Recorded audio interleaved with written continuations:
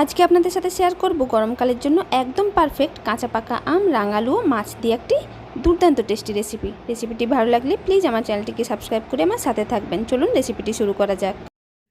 আপনাদেরকে বলে রাখি, এই রেসিপিটি কিন্তু আমি বানাইনি, বানিয়েছে আমার ছোটো যা। তো প্রথমে উনুন জ্বালিয়ে একটি কড়াই বসিয়ে দিয়েছে, তারপরে বেশ কিছুটা তেল দিয়ে এর মধ্যে দিয়ে দিচ্ছে বেশ কয়েকটা রাঙালু এইভাবে টুকরো টুকরো করে কেটে নিয়েছে, সেগুলো দিয়ে দিচ্ছে। একে একে সমস্ত রাঙালুগুলো দিয়ে এবার এর মধ্যে দিয়ে দিচ্ছে পরিমাণ মতো লবণ, অর্থাৎ রাঙালুর পরিমাণে লবণ, আর দিয়ে দিচ্ছে পরিমাণ মতো হলুদ। লবণ ও হলুদ একসাথে দিয়ে দেওয়ার পর ভালো করে নেড়ে চেড়ে বেশ কিছুক্ষণ ধরে আমরা রাঙালুগুলোকে ভেজে নিচ্ছি। রাঙালুগুলো ভালোভাবে ভাজা হয়ে গেছে, এবার আমরা এগুলোকে তুলে নিচ্ছি। এখন এক এক করে সমস্ত রাঙালুগুলোকে আমরা এই পাত্রের মধ্যে তুলে নিচ্ছি। তোলা হয়ে গেছে, এবার আমরা আবার কড়াইয়ের মধ্যে দিয়ে দিচ্ছি বেশ খানিকটা সরষের তেল। দেখুন তেলটা বেশ ভালোভাবে গরম হয়ে গেছে, এবার এর মধ্যে দিয়ে দিচ্ছে 2 টিস্পুন থেকে 2.5 টিস্পুন মতো পাঁচফোড়নগুলো দেখুন গরম তেলে বেশ সুন্দরভাবে ভাজা হয়ে যাচ্ছে। এবার এর মধ্যে দিয়ে দিচ্ছে 1.5 টিস্পুন মতো হলুদ গুঁড়ো আর 1.5 টিস্পুন মতো লঙ্কা গুঁড়ো, আর দিয়ে দিচ্ছে সামান্য পরিমাণ লবণ। এই সব কিছু দিয়ে নেড়ে চেড়ে ভালো করে মিক্স করে নিচ্ছে।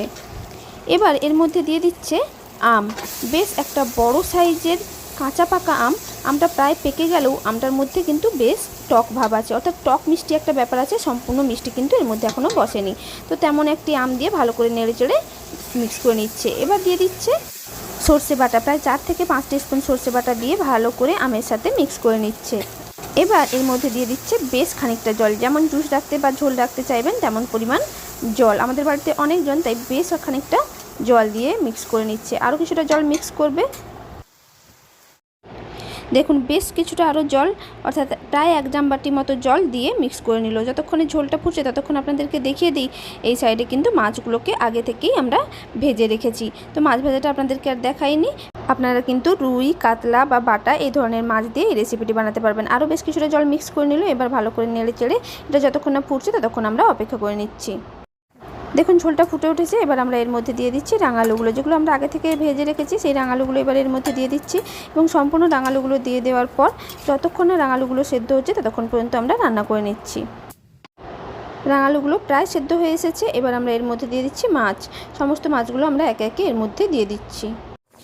সমস্ত মাছগুলো দেওয়া হয়ে গেছে, এবার নেড়ে চেড়ে ভালো করে মাছগুলোকে জুসের সাথে মিক্স করে নেওয়া হচ্ছে। মিক্স করে নেওয়ার পর আরও কিছুক্ষণ রান্না করে নেব, যতক্ষণ না ভালোভাবে সব কিছু সেদ্ধ হয়ে যাচ্ছে। রান্নাটা প্রায় কমপ্লিট হয়ে এসেছে। এই মুহূর্তে আমগুলোকে এইভাবে খুন্তি দিয়ে চেপে চেপে ভালো করে ভেঙে দিচ্ছে, যাতে আমের যে টক মিষ্টি ব্যাপারটা আছে সেটা সম্পূর্ণ জুসের মধ্যে মিক্স হয়ে যায়। দিয়ে আরও 5 থেকে 7 মিনিট মতো রান্না করে নেওয়া হচ্ছে।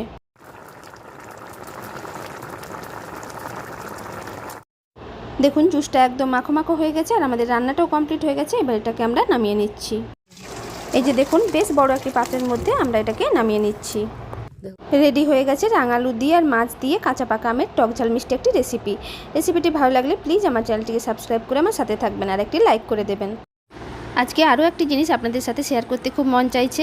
হাজব্যান্ডের কর্মসূত্রে আমরা আমার শ্বশুরবাড়ি থেকে প্রায় 60 কিলোমিটার দূরে থাকি। তো শ্বশুরবাড়ি প্রায়ই মাঝে মাঝে যাই, এখন ছুটি চলছে তাই হঠাৎ করে চলে গেছিলাম বেড়াতে। সেখানে এত সুন্দর পরিবেশ যে আপনারা না দেখলে বিশ্বাস করতে পারবেন না। এই যে দেখুন কত সুন্দর নদী, নদীতে নৌকো বাঁধা আর নদীর চারপাশে সবজির বাগান।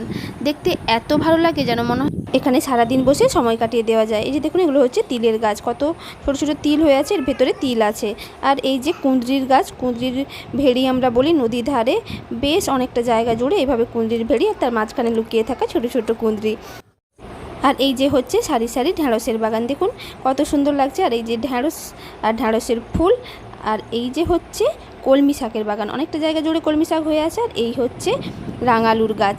তো আশা করি ভালো লাগলো আপনাদের এটি। নমস্কার।